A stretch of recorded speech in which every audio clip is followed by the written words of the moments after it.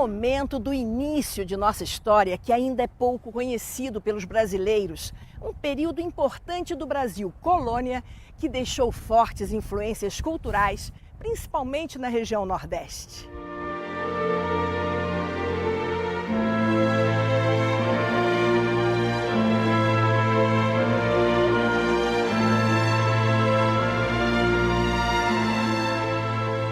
Este documentário Expedições vai voltar no tempo e mergulhar nos anos de 1624 a 1654, quando o Nordeste do Brasil, por 3 décadas, esteve sob domínio holandês.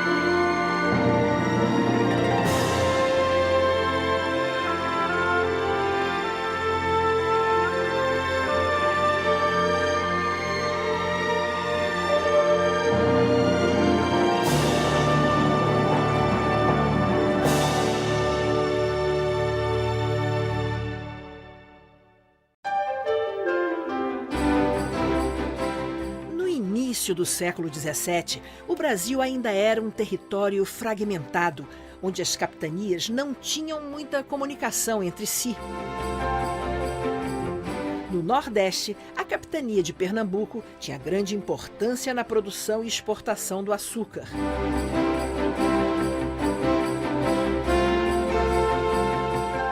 O comércio do pau-brasil e, posteriormente, do açúcar, conhecido como ouro branco, era a base da economia no começo de nossa história.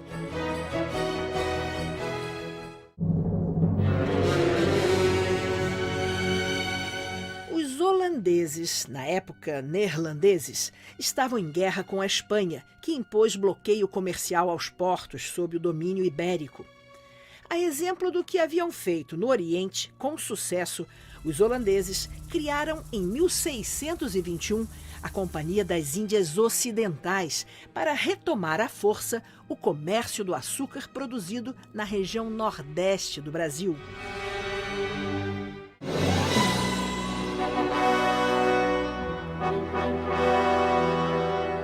A primeira invasão holandesa ao Brasil foi em Salvador, capital da colônia, na capitania da Bahia, conquistada em 1624. Essa ocupação durou apenas um ano porque a Espanha, aliada a Portugal, enviou uma poderosa armada que expulsou os holandeses. 4 anos mais tarde, os holandeses atacaram mais ao norte, na capitania de Pernambuco, e em fevereiro de 1630 conquistaram Olinda e depois Recife. Iniciaram então a conquista do Nordeste brasileiro, traficando mão de obra escrava e investindo nos engenhos para garantir o sucesso da produção do açúcar.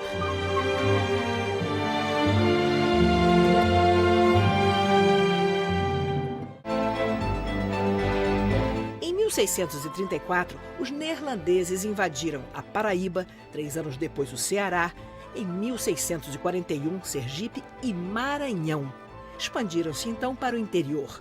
A fronteira sul do domínio holandês era o Rio São Francisco, no limite com a capitania da Bahia.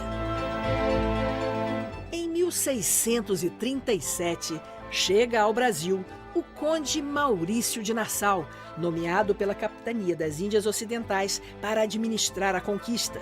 Homem culto e liberal, trouxe para o Brasil artistas e cientistas para estudar as potencialidades dessas terras.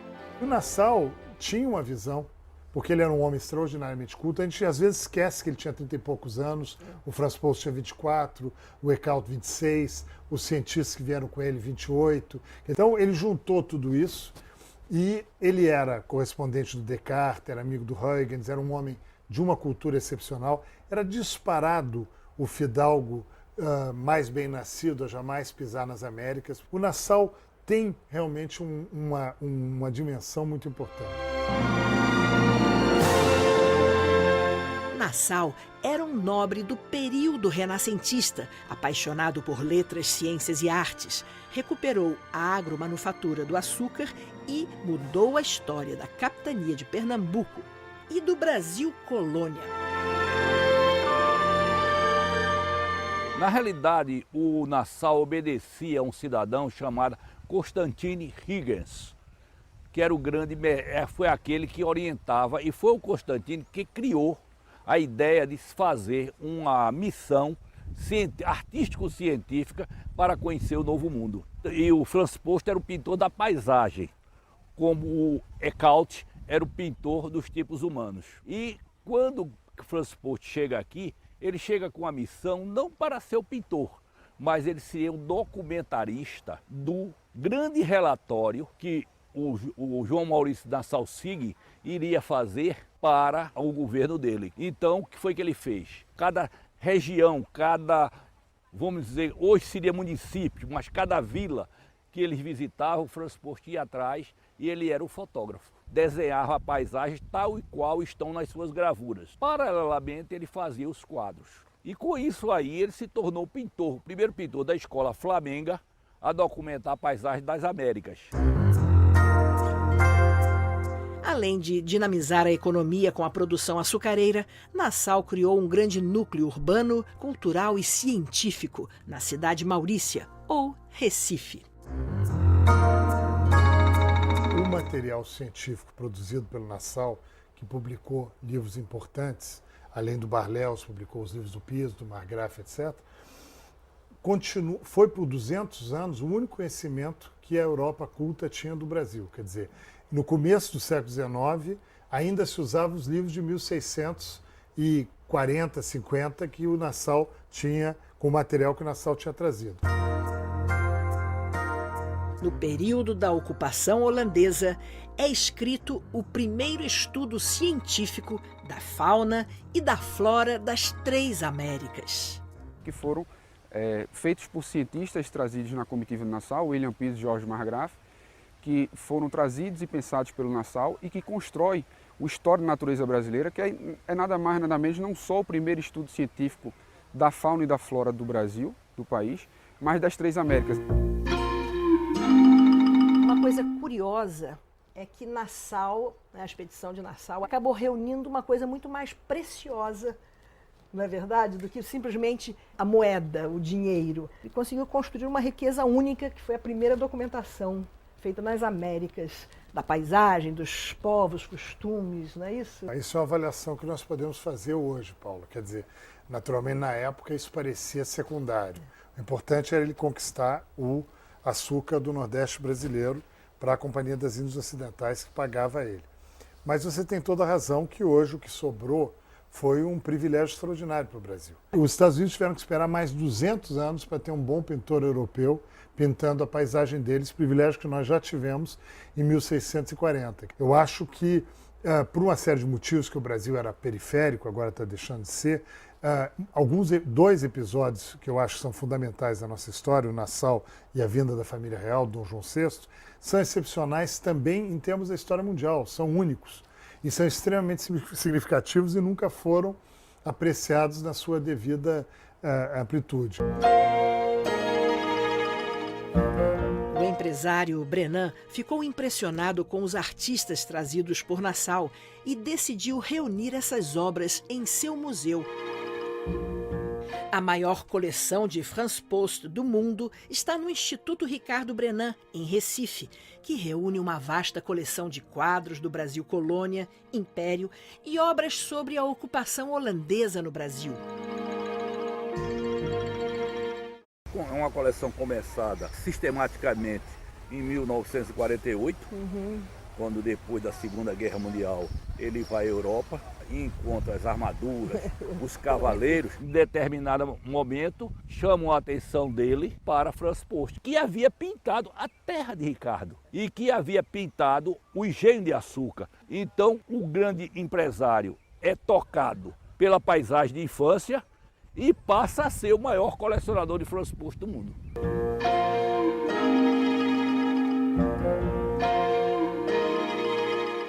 Bom, na verdade, essas exposições aqui, abertas ao público, gratuitas, né? Elas são a escola, não é verdade? Uma escola sobre história. Quando o Ricardo pensou em fazer mostrar a sua coleção pessoal aos amigos, ele viu que os amigos eram poucos para ver a coleção dele. Então ele resolveu abrir ao público. E quando ele abre o público, ele sem querer, ele entra num circuito nacional. Ele hoje é o 4º museu em visitação em todo o Brasil. Hoje, o museu tem uma visitação que passa de 12 mil pessoas ao mês e mais de 1.604.000 pessoas em 9 anos de atividade. O Instituto Ricardo Brenan possui uma documentação artística fantástica, porque possui a maior coleção do mundo do Franz Post. Também não é nada mais nada menos que o primeiro pintor do Brasil, da paisagem brasileira, mas o primeiro pintor das Américas. Os cronistas no período da ocupação holandesa vão ter também um peso dentro da historiografia brasileira, tanto quanto os pintores. Sem dúvida, quer dizer, na primeira leva, tanto o Eckalt quanto o Franz Post são artistas milagrosamente talentosos para 2 rapazes que foram pinçados na última hora para uma expedição. O Franz Post tem uma variação de qualidade na produção dele que fez com que ele demorasse mais tempo para ser reconhecido como um grande artista. O Eckalt tem um problema que é o fato dele ser sempre visto como um pintor etnográfico e aí fica aquém, quer dizer, ele não entra no trilho principal da apreciação da arte do tempo dele. Está mudando. Tá? Hoje em dia ele já está sendo entendido como um grande artista independente do que ele está pintando. Nós tivemos muita sorte de ter um Debré, que é um artista de uma qualidade excepcional, o Tonet também, que era um artista membro do Instituto da França. O Guendas, né? O Guendas também, grande artista. Então, o Brasil tem pelo menos 5 grandes artistas, gente que não só deixou registros importantes, como também fez do Brasil obras de arte de grande qualidade e de grande significado até internacional. É até uma situação um pouco curiosa, porque a gente sabe pouco sobre o Franz Post, mas tem a cara dele pelo maior retratista da época, que era o Franz Hals. O Franz Post e o Eckalt seriam os 2 grandes artistas que o Nassau traz. Para eles, o que eles precisavam era se desincumbir do que o Nassau esperava deles. Do Franz Post, o retrato das paisagens e dos mapas, enfim, ele podia ajudar nisso. E o Eckalt tinha que retratar as populações, os animais e a flora. Esse registro da dança dos É um tapuias deslumbramento. é magnífico, não é?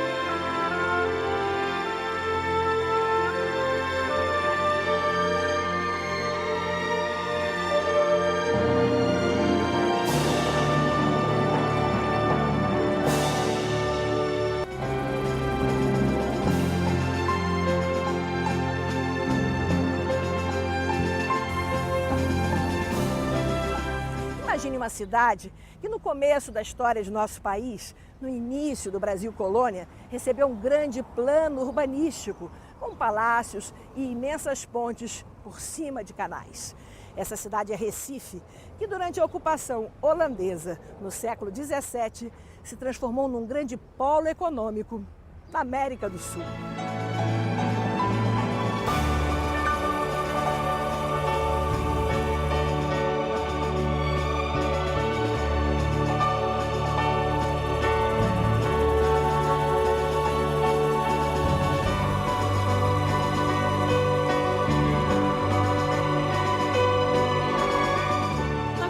Do Nordeste brasileiro, os holandeses não conseguiram fortificar Olinda, cidade sobre colinas. Estabeleceram-se então na Baixada, na vila de Recife.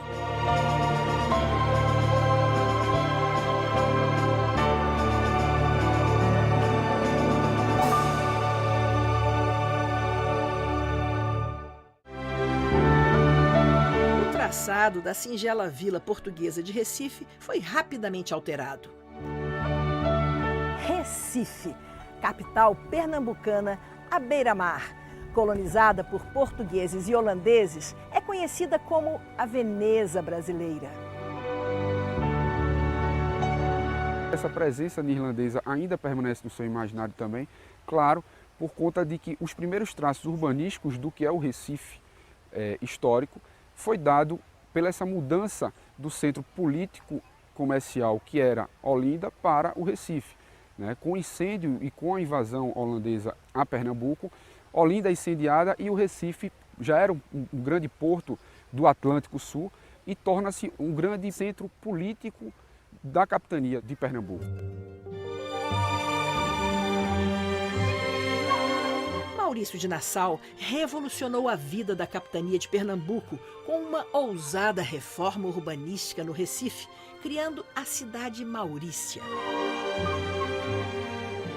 Essa aqui é a Ponte Maurício de Nassau, construída em 1643, a primeira ponte desse gênero construída em toda a América Latina. Sabe-se que a preservação da memória continuou das Américas continuou presente e veio a mexer no inconsciente coletivo do povo pernambucano.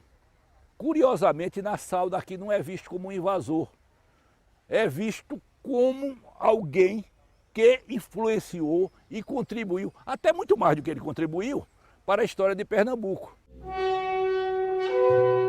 Maurício de Nassau havia concedido liberdade religiosa na região, o que permitiu a fundação em Recife da primeira sinagoga do continente americano. Os holandeses eram predadores, os holandeses queriam só retirar as riquezas, mas eles traziam uma certa tolerância, tanto que veio também uma população judia importante, que foi inclusive a base depois dos judeus que foram para Nova York. Quer dizer, havia toda uma abertura que os portugueses naquela época não tinham. Os portugueses eram beatos, eram ainda saudosos do passado brilhante. O que você destacaria como mais impressionante, tanto da parte de pintura em si, da arte em si, né, desses grandes holandeses, mas também do ponto de vista do registro científico? O que você destacaria no que você já conseguiu reunir? Olha, as duas coisas estão muito ligadas, quer dizer, mas no caso, por exemplo, da série de Naturezas Mortas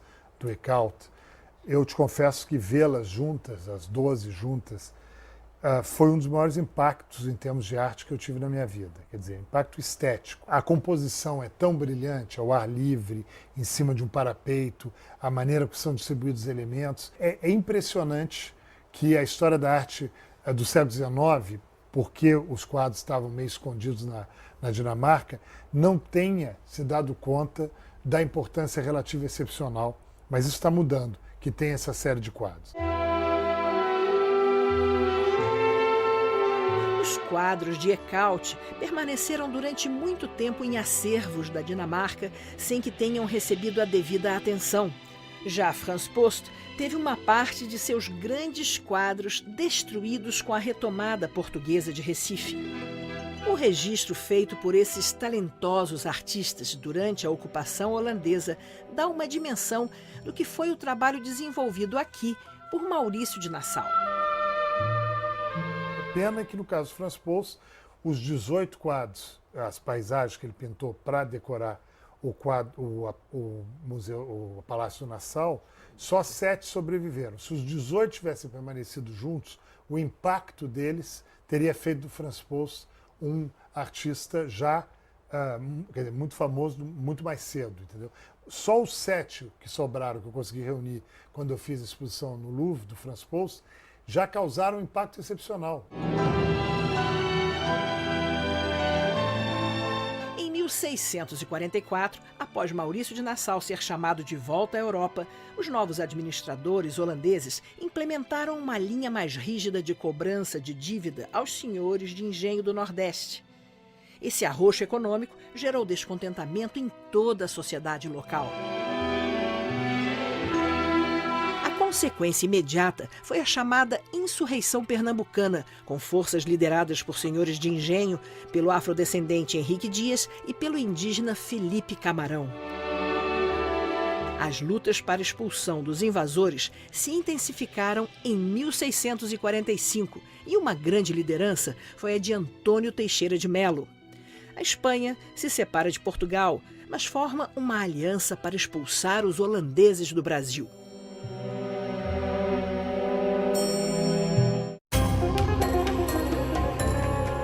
As batalhas no Monte dos Guararapes marcaram o término da aventura holandesa no Brasil.